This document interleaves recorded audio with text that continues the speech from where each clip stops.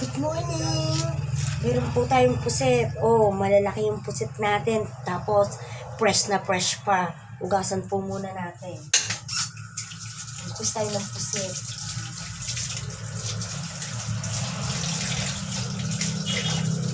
Pwede natin yung kulay itim.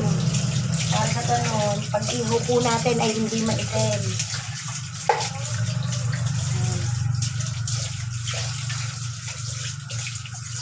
Ganyan po yung pusit, oh.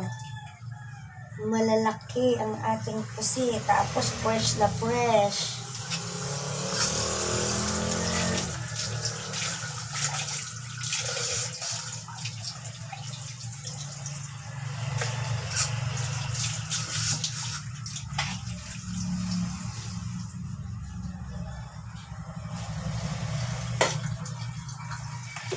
Ito po si ating si pusit.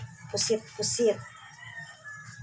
Yan, ang gaganda niya, oh. Ang lalaking tataba. Ang tataba po talaga nito. Gagawin po natin dito, lalagyan natin ng kamatis, sibuyas yung loob. Tapos iihawin po natin. Para sa ganun ay mas masarap. Ito. Ang gaganda ng mga galamay, oh. Ayan, may nakabantay na po yan dun sa likuran ko. Nag-aabang na si Muling. Akala niya siguro papakainin ko siya.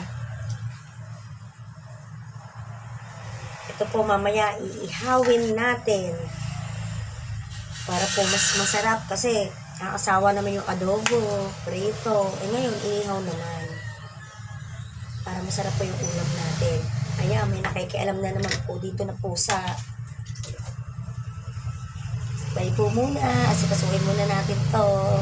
Thank you po.